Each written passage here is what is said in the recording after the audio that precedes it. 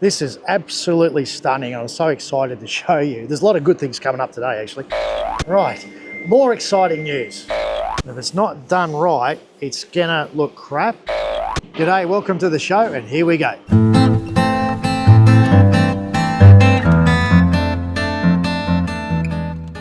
Without mucking around, we're straight into it.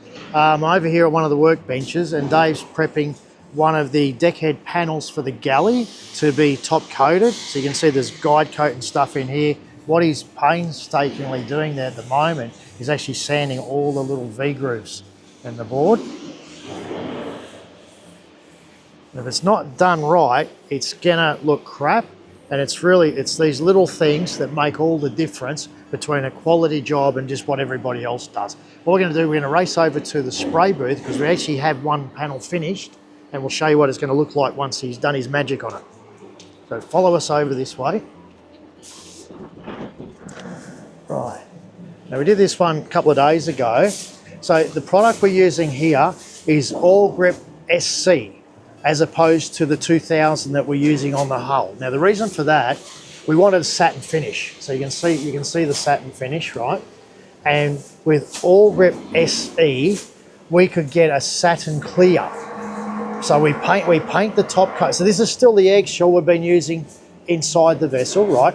But it's eggshell in an SE format or formula, and then we can get a satin clear. Now, the difference is that the satin clear is satin. Otherwise, we've got to put a flattening agent in a gloss clear, and you run into problems there because you've got to make up so many batches to get this consistency. Now, in the galley, there's 3 panels. So we've got the galley, then from that you can actually see the salon and you can see the wheelhouse. Now, if we mess it up, you're going to have different contrasts of satin finish, and it's really going to stand out. So we went down the path of going with the SE. So that way we've got consistency. We did this one as a sample just to make sure that we're happy with it. And as you can see, I think it looks bloody great. We will be then doing this again because you've got to, again, keep the batches together, and then we'll get done with the other panels that Dave's prepping now. And we'll do that in our big spray booth down at the other end of the workshop. So anyway, just wanted to show this because I'm pretty excited about it. These obviously are the holes where the downlights go. And this is where the air conditioning outlet is. So it'll have a vent going in there. We showed you the lights in one of the earlier videos. If you haven't, go back. I'm not going to tell you which one. It's one of the 60, so you'll have to go watch the whole lot, right? And that's where we're at. We're going to now bugger off out of here. I want to show you some really, really nice glossy teak.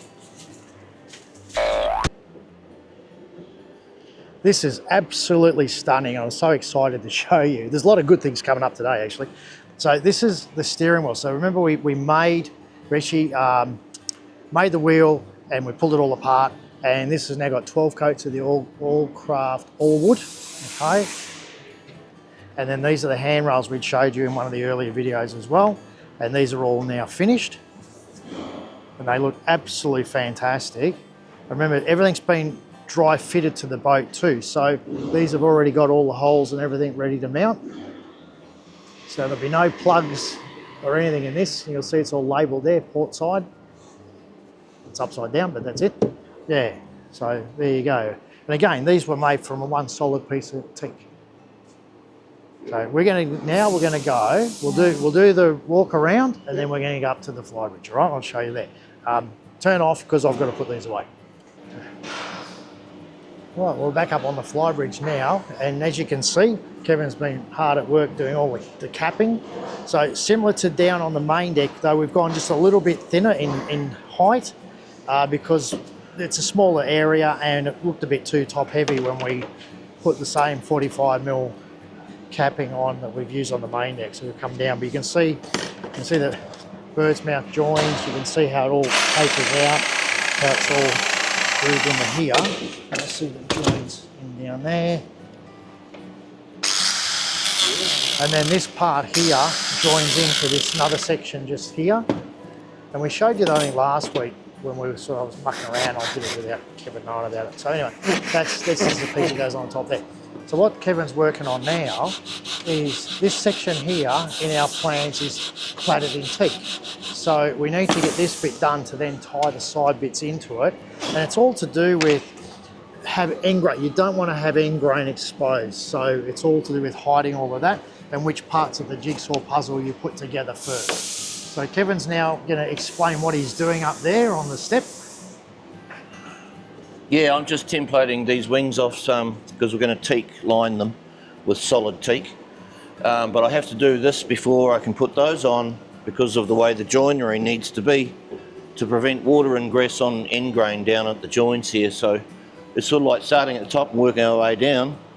And then I've got to do all this before we can take the scaffold away so I can carry on with the teak deck. Yeah, that was the other thing I needed to point out. So we're doing this because if you have a look, you'll see the feet of the teak of the scaffold is down on the main deck. So we can't actually work on the main deck till we've done this bit. Then we can take the scaffold down, then we can go back on the main deck, if that makes sense. Yeah, so we're still making progress. It's just a little bit juggled back and forth. Well, Yeah, it's all coming together good. Yeah, we're making a lot of progress. I mean, it all has to be done. Yeah. But because the scaffold's in the way, I've got to get all this done now. Now, for all the amateurs that are watching and those interested, what's the process in, like, it's easy to say, oh yeah, we're going to clad this in teak. Yeah. Right, and you and I have discussed this at great length all week. Where do the planks go? How do you hide edges? What's sort of the process of actually making it work? Yeah, we'll put a margin strip of solid teak here that'll be 6mm but rebaited around the corner and around each corner. And then, and I'm going to pick a different grain to the grain that's going to be in the centre, which will follow the angle so that it sort of highlights it a little bit. And then we're going to have to put a bit of a margin around this hatch as well because that's got to be removable for wiring. And what are we doing when we get to the top? Because you're obviously going to have the planks coming up here, you're going to have the end grain on the top. What do we do for the top? Yeah, I'll just cap the top as well. Yep. Yeah, I'll cap the top here. Not sure, we're putting clears around this? No. No clears? So it's just going to be open? Yep. Okay. Yeah, so there won't actually be end grain here. There'll be a piece running across here, and then that will be capped. That's the way I'm thinking about it, because this will come up like this. There'll be a mitre there, across here. This is what I'm thinking at the moment. Yep. And then down there. So that's like a set panel inside this frame. And then inside that frame and inside the outside frame. And by doing these frames, you can basically cap each corner. Yes. And then we just put in the panels. Correct.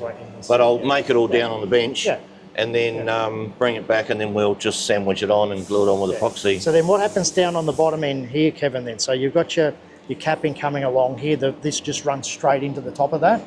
Yeah, so this teak will run down onto the top of this here, and then this piece here will come over top of that, and then and a run along there. So that'll give us the grain on the flat, so there's no end grain exposed to the weather. So the way it'll look is that the teak will come down here, and this will go over the top of it. Yes. And the same on the side. The teak will come down on the side, and the capping will go over the top. Correct. Yeah, so it sort of tucks it all in, which now you can understand why we got to do this bit before we can finish that bit. Yeah. And why we're up here doing this instead of down there. So, but the thing is, once Kevin's done this section, then the painters move up and they can start clear coating all of this while Kevin goes back downstairs and carries on with the teak deck. So there's all a method in the madness. Yeah, it's all going to work. Okay, we're going to go down and have a look at the teak cabinet in the cockpit, and we've cut the hole for the windows and all that. So we're going there now. Thanks, Kevin. No worries. Right, more exciting news.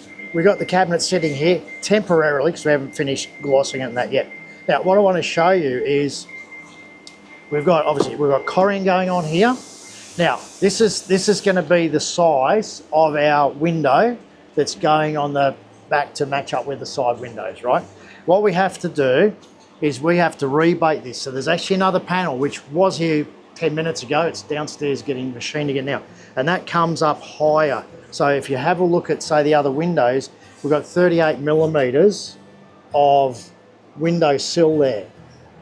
Right, we've got to do the same here. So we've got another 19 millimeter Austral hoop marine ply that we use, and that goes on here. It will sit up a little bit higher, right? And then the glass comes in this way. Now our glass is 11.52 millimeters. It's actually a combination of a green, Euro green, and a clear. And then we put a film in the middle and put them together. So that's what we're using here. That's what we've used on all the windows. It's toughened, it won't crack, won't scratch, you know, all the usual sort of stuff. Now, Mark the genius who's been designing all of this up has actually measured it all out so that when the door here, the door's going to have the same size window, which will be here. And when the sliding door opens, careful, the windows are going to line up when the door's open, which I think, again, it's the attention to detail, the little things. So when you press the button, the door opens, the windows will line up. And if you have the door open all the time, then you can still see through. And if it doesn't, then it's going to shut. We're doing a capping around the end here, so we've got to reinforce this. So this is going to have a solid marine end cap here. So you'll have this marine ply, you'll have another section, then you'll have a cap going around it. And then on top of that, then we're going to clad it in teak planks, same as what we've done here. And that'll all get sanded and clear coated and all glossed up. That's how that's going to work there. We are in the process of starting to make the door, the big sliding door for here, and the door frame and the door jamb. The bottom will stay in white, so that'll be off-white. This will be all teak through here, all the way up, and then it'll be teak. So this whole back section here will be all gloss teak with some nice chrome or polished stainless steel trim. And as I said, we're in the process with our cabinet here. The fridge goes in there, we've got a door that goes on there. You got your cable master coming out of there, and poke your head in there and you can sort of see bits of it. And then there's a panel there with the switches and key locks and that, and then we've got a little shelf here that we can put our adapter plugs and things like that in. So that's sort of pretty much where we're at. It's been a lot of thought, a lot of planning to go into this, because again, when you're doing custom work, you've got to think 10 times before you cut anything, and you've got to design everything, how that's going to tie into that, that's going to fit with that. And then on top of that, on a boat, nothing's square. These are all angled and what have you, the deck's cambered, so there's a hell of a lot to do. And we always end up doing templates and sort of mock-ups first before we start using the exotic timber and making a mess of it. So that's where we're at. We're going to go down to the engine room, have a look in there, and I want to show you a few exciting things there. Again, another exciting episode. What you're looking at there is our water maker. That's an FCI unit, model MQ1226 in Australian spec. It's a modular one, that's why we've got it all in components there. So low pressure pump goes down the bilge, otherwise everything else is up there. Membranes will be installed shortly. We're just waiting on a couple of brackets to mount them. What I've got here is our hydraulic tank for our steering system, which is all now mounted onto the back bulkhead. And if you go over my head, this side here, this is obviously NIAD. This is the hydraulic tank for our stabilizer system. We got them done all in white because everything's white. Need a bit of a clamp. So we've got our filters for our generators. We've got our duplex filters for our main engines here. Obviously hydraulic tank. We've got sight tubes and some plumbing coming down here, which will be plumbing for the filters for the engines and generators. And you can see the bit of the manifold we've got at the bottom there, which will line up. So I like, we actually put provision in. So the tank sensors will be pressure transducers. So we calibrate those when we've done it. But basically what it is, we've got a quarter 5 cell, I can't remember off the top of my head, but it's a small threaded tap fitting we put in there. Transducer goes in there and it works off pressure. So basically, if the tank's full, it's going to have more pressure than when it's empty, and we calibrate that once we've done. We are doing the same thing for the fuel tanks. However, I like sight tubes because you pretty much that's as accurate as you're going to get. So we've actually already done all our calibrations and everything. We've got that parked away, and we'll have 2 sight tubes here because there's actually a port and a starboard tank. All right, we put a bulkhead in here.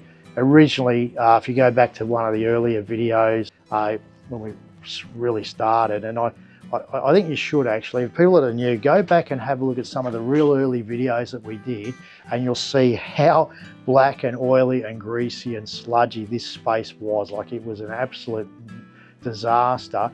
But you'd expect that from a vessel that was built in 1975 and hadn't been looked after in the last probably 5 or 10 years. So we've come along with a great owner and we've totally gutted it and we've cleaned it all up to the point that we actually had the Australian managers for All Grip coming over because they couldn't believe that we'd been able to clean it all up as well as we did and get the 2-pack paint in there, and it looks great.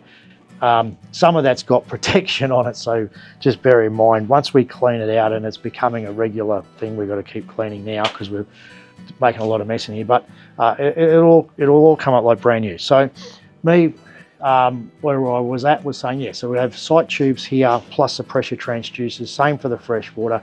The blackwater tank, which just goes between the gen sets, we'll be using a Sealand tank level sensor. They work differently. They're actually a series of tubes. You cut them off to calibrate them for the tank. We've used them in a hell of a lot of boats, and they're the best way to go with getting accuracy with your blackwater, because blackwater has more crust and things like that in it without going into too much detail. Plus we can have an empty, a low, a medium, a high, and on high we can then have it so that it shuts down the toilet system so you're not overflowing the holding tank or your toilets in your bathroom. So that's sort of where we're at the minute. As I said, a lot of these videos we do during lunchtime because it's quiet and we can actually talk to you. There's no saws and things going off. So we've got a lot coming up. So in the next couple of days, we're going to start doing the steering system. So we've already run from the rudder units through to the guest cabins. We're coming underneath here, then it ties into our hydraulic unit here. Then we're going to be coming out of here and we've got to go to the wheelhouse and the flybridge. So hopefully within the next week we should have all that completed. And that one will be done. We've got a couple of platforms coming in, as I mentioned before, for these. And then we can then connect up the exhaust systems completely. You can see the other bits there. And it's coming up great. I mean, if you have a look, you can see everything's all nicely done. You've got cable trays there as well. So we've powder coated all the cable trays. Everything's all nice and neat. I'm big into everything, coordination and colour matching and all that. So, you know, the cable trays come in bare aluminium. We just paint them or powder coat them white. It just looks a lot nicer, same as we did with all the cabinets. We've got a wall-mounted tool set going for over there, and we'll paint that white so it all blends in as well. It's just part of, you know, making it look a little bit nicer.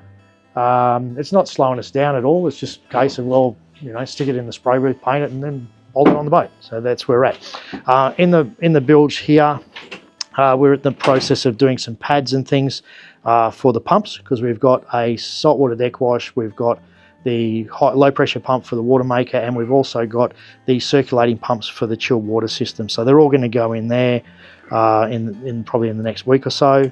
You'll see that. Then the next thing we're doing then is we're sorting out our lighting for the engine room. So we're going to do up some sample, bit of test lights to see exactly where they need to go before we start designing the actual deck head plan. Just to reiterate, which we've talked on before, we will have like a king plank going down the center here with a handrail, because I think it's important to be able to have something to hang on to when you're in a seaway. We want to have lights over the engines on either side so there's no shadows and that, so you can work right around the engine with good light. Same with the gen sets and the electrical cabinets as well. So again, you can just put a bit of thought into it, make sure we put the lights in the right place. So the best way to do that is to mock some up and actually set them up and turn them on and see what happens. So that way we make sure we get them where they're supposed to go. That's about all I want to show you today. I think we've covered a bit. You got an idea of what's going on. So we'll be back again in another week. As I said, look, like and subscribe. We're not going to go down that path of sensationalizing headings and titles and putting all sorts of crap out there to try and hook you in. We're basically about building quality work, building a boat, doing it the right way, attention to detail, and if that's what you're into, great. Hang around, because we've still got plenty to go and we're nearly finished. And if you know people that are into that too, by all means, get them on board. We'd love to have you here. I do get questions, we answer them as best we can, and we're like an open book. So you want to know what's going on, just come and ask us, right? Anyway, we'll see you next week.